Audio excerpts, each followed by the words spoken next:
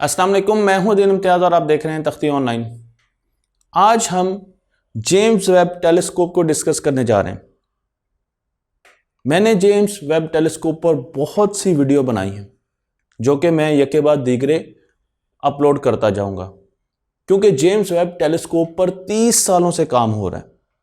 हम यहां पर सिर्फ यही नहीं जानेंगे कि जेम्स वेब टेलीस्कोप स्पेस में क्यों भेजी जा रही है, उसके मकासद क्या है, उसको कहां पर रखा जाएगा, बल्कि उसकी इंजीनियरिंग को भी डिटेल में डिस्कस करेंगे कि उसको बनाने के लिए क्या क्या मसाइल आए और उसके मुख्तलिफ हिस्से किस तरीके से काम करते हैं। इसलिए बहुत सी वीडियोस दरकार हैं जेम्स वेब टेलीस्कोप को पूरा का पूरा कैप्चर करने के लिए। तमाम की तमाम वीडियोस बहुत जल्दी इसी चैनल पर अपलोड कर दी जाएंगी। तो शुरू करते हैं इस वीडियो को, जहां पर हम ये देखने जा रहे हैं कि जेम्स वेब टेलीस्कोप की ज़रूरत क्यों पेश आई। मैं आपको लेके चलता हूं 1608 में, जहां पर एक ग्लास मेकर जिसका नाम है हैंस लिपरशे, वो मुख्तलिफ किस्म के लेंसेज को लेकर कन्फिग्रेशंस में दूर की चीज़ों को देखने के लिए इस्तेमाल कर रहा है और बहुत जल्दी उसको कामयाबी हुई। उसने कुछ लेंसेज को ऐसी कन्फिग्रेशन में रखा कि उसको दूर के जहाज बहुत बड़े बड़े मैग्नीफाइड नजर आए। लिपरशे की इस तख्लीक को बहुत जल्दी मिलिट्री में यूज किया जाने लगा। यहां से वर्ड आया टेलीस्कोप। ग्रीक में टेला का मतलब है फार, दूर की चीज, स्कोप का मतलब है देखना, यानी दूर की चीजें देखने के लिए जिस इक्विपमेंट का, जिस टूल का इस्तेमाल होता है उसे टेलीस्कोप कहा जाता है। लेकिन उसी दौर के लगभग 16वीं सेंचुरी में ही एक और बड़े साइंसदान जिनका नाम है गैलीलियो, उन्होंने टेलीस्कोप का रुख मिलिट्री की बजाय, दूर के जहाज़ों की बजाय आसमान की तरफ कर दिया और उन्होंने आसमान की, स्पेस की ऑब्जर्वेशंस लेना शुरू कर दी। उन्होंने देखा कि सूरज बहुत बड़ा है और उसके बीच में ब्लैक डॉट्स हैं, जिस पर उनको बड़ी हैरानी हुई कि सूरज के बीच में ब्लैक डॉट्स क्यों हैं। उन्होंने वीनस के मुख्तलिफ फेजेस देखे, उन्होंने जुपिटर के चांद को दरियाफ्त किया और उसके साथ साथ उन्होंने चांद की सरफेस को देखा और उनको अंदाजा हुआ कि चांद की सरफेस रॉकी है, उस पर पानी मौजूद नहीं है। उससे पहले वो समझते रहे कि चांद पर बहुत ज्यादा पानी मौजूद है। लेकिन अब एक मसला था और वो मसला ये था कि लेंसेज में रोशनी को गुजरना पड़ता था ताकि वो चीजों को मैग्नीफाई कराकर हमें दिखा सके। लेंस मोटे मोटे होते हैं, उसमें से रोशनी को गुजरना पड़ता है, इसलिए जितनी भी टेलीस्कोप्स बनाई जा रही थी उनका साइज बहुत बड़ा था और वो बहुत ज्यादा वजनी थी। न्यूटन ने भी रोशनी पर बहुत ज्यादा काम किया, स्पेक्ट्रम पर बहुत ज्यादा काम किया, लेकिन न्यूटन ने इस जरूरत को महसूस किया कि टेलीस्कोप को छोटा करना चाहिए हमें, और उसके लिए उन्होंने इस्तेमाल किए मिरर्स। और उसकी वजह यह है कि मिरर्स सिर्फ अपनी सरफेस से रोशनी को रिफ्लेक्ट करते हैं, तो अब रोशनी को पूरे मिरर के अंदर से गुजरना नहीं पड़ता। लेंस के तो अंदर से गुजरना पड़ता है और लेंस काफी मोटा भी होता है, लेकिन मिरर की सिर्फ सरफेस अच्छी पॉलिश होनी चाहिए जिससे हमें रिफ्लेक्शन मिल जाती है। मिरर की जो विड्थ है वो मैटर नहीं करती। तो अब पतले पतले मिरर्स यूज किए जा सकते हैं टेलीस्कोप में। न्यूटन ने यही काम किया और टेलीस्कोप का साइज बहुत कम हो गया, बहुत पतले मिरर यूज किए, इसलिए उसका वजन भी कम हो गया।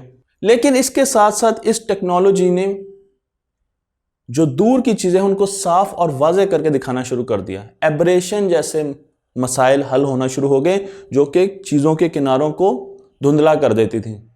अब टेलीस्कोप की दुनिया में एक और बहुत बड़ी लीप आने वाली है, छलांग आने वाली है, और यह छलांग लगाई एडविन हबल ने, जो कि एक बहुत बड़े साइंसदान थे, और उन्होंने एक टेलीस्कोप बनाई जिसके जरिए वो दूर के स्टार्स को और गैलेक्सीज को देखने की कोशिश करते थे। उन्होंने इस बात का अंदाजा लगाया कि हमारी कायनात आहिस्ता आहिस्ता एक्सपैंड कर रही है। हबल के इस कारनामे की वजह से जो स्पेस में हमने टेलीस्कोप को भेजा उसका नाम भी हबल पर रखा गया, जो कि आज भी जमीन के गिर्द एक सैटेलाइट की तरह चक्कर लगा रही है। ये टेलीस्कोप स्टार फॉर्मेशन को देख रही है कि नेबुलाई कैसे बनते हैं, न्यूट्रॉन स्टार्स कैसे बनते हैं। इस टेलीस्कोप ने ब्लैक होल्स पर भी बहुत ज्यादा रिसर्च की, दूर की गैलेक्सीज को देखा और माइक्रोवेव बैकग्राउंड रेडिएशंस को भी जानता है।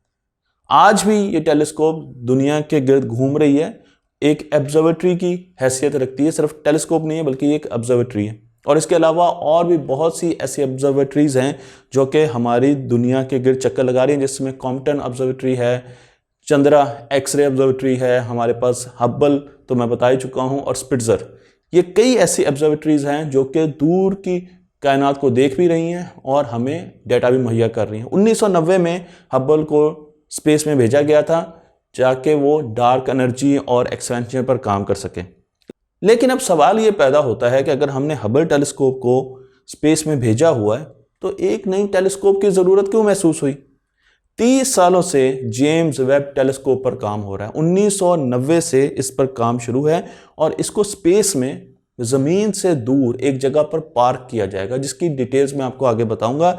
वो जगह ज़मीन से 10 लाख मील दूर है, 1 मिलियन माइल्स दूर है, जहां पर इसको रखा जाएगा। और इसका जो नाम रखा है जेम्स वेब टेलीस्कोप, ये नासा के दूसरे एडमिनिस्ट्रेटर, सेकंड एडमिनिस्ट्रेटर के नाम पर रखा गया, जिनका नाम था जेम्स वेब, जिनकी तस्वीर भी मैं आपको यहां पर दिखा रहा हूं। और $10 बिलियन का ये प्रोजेक्ट है। लेकिन इसका फायदा क्या है? तो आप स्पेक्ट्रम को गौर से देखिए। यहां पर आपको हबल दिखाई गई है। हबल टेलीस्कोप यूवी लाइट में देखती है, कुछ हिस्सा अल्ट्रावायलेट स्पेक्ट्रम में आता है जो कि वो कैच करती है। इसी तरीके से वो विजिबल लाइट को डिटेक्ट करती है। थोड़ा सा हिस्सा इंफ्रारेड का भी है। तो यूवी लाइट का कुछ हिस्सा, विजिबल लाइट का सारा हिस्सा, और फिर इंफ्रारेड। तो ये जितनी भी लाइट्स हमारे पास आ रही हैं, रेडिएशंस हमारे पास आ रही हैं, उनको हबल देख सकती है, एनालाइज कर सकती है। लेकिन James Webb telescope JW Hubble से 100 गुना ज्यादा ताकतवर टेलीस्कोप है और इसका जो एरिया है वो इंफ्रारेड है। अगर आप देखें तो इंफ्रारेड में जेम्स वेब टेलीस्कोप ज्यादा काम करेगी। इसका मतलब यह कि अब हम लोअर फ्रीक्वेंसीज की तरफ जा रहे हैं ताकि हम उन फ्रीक्वेंसीज की रेडिएशंस को स्टडी कर सकें। अगर हम माइक्रोवेव में जाना चाहते हैं तो वहां पर स्पिट्जर ऑलरेडी मौजूद है। तो हमारे पास इंफ्रारेड का ऐसा रीजन था जहां पर हमारे पास टेलीस्कोप नहीं थी, सेंसर्स नहीं थे। और हम क्यों देखना चाहते हैं इंफ्रारेड रीजन में? क्योंकि हमारा ये ख्याल है, और ये ख्याल मैथमेटिक्स से हमें मिलता है, कैलकुलेशंस के जरिए मिलता है, कि हमारी कायनात तकरीबन 13.8 बिलियन साल पहले बनी, बिग बैंग से, एक बहुत बड़े धमाके से। और उसके बाद जब वो धमाका हुआ तो सबसे पहले सब एटॉमिक पार्टिकल्स कुछ अरसे के बाद बने, फिर एटॉमिक पार्टिकल्स बने, हाइड्रोजन गैस बनी, और हाइड्रोजन गैस के बनते ही कुछ अरसे के बाद सन और गैलेक्सीज बनना शुरू हो गई। उन गैलेक्सीज और सन से निकलने वाली रोशनी आज भी हम तक पहुंच रही है। अगर हम 13.5 बिलियन साल पुराने सितारों को और गैलेक्सीज को देखना चाहते हैं कि वो कैसे बन रही हैं, तो उनकी रोशनी ट्रेवल करते करते हमारे पास आ रही है, और ये रोशनी ज्यादातर हमें इंफ्रारेड रीजन में नजर आएगी। तो इसलिए बहुत जरूरी है कि अगर हमने दूर की चीजों को देखना है और कायनात के माजी को देखना है कि कायनात के माजी में शुरू में स्टार्स कैसे बने, तो हमें इंफ्रारेड रीजन में देखना पड़ेगा। हमारे पास इंफॉर्मेशन इंफ्रारेड रीजन में आ रही है और वही काम हम करने जा रहे हैं। लेकिन साथ साथ ये भी बता दूं कि जब ये रोशनी हमारे पास आ रही है तो ये रोशनी रेड शिफ्ट हो रही है। रेड शिफ्ट पर मैं बहुत सी वीडियोस बना चुका हूं और उससे हमें ये पता चलता है कि वो जो सितारे बने थे वो आहिस्ता आहिस्ता हमसे दूर जा रहे हैं। इंफ्रारेड का एक और फायदा ये भी है कि इंफ्रारेड रेज डस्ट को और इंफ्रारेड रेज गैसेस को आराम से पेनिट्रेट कर जाती हैं।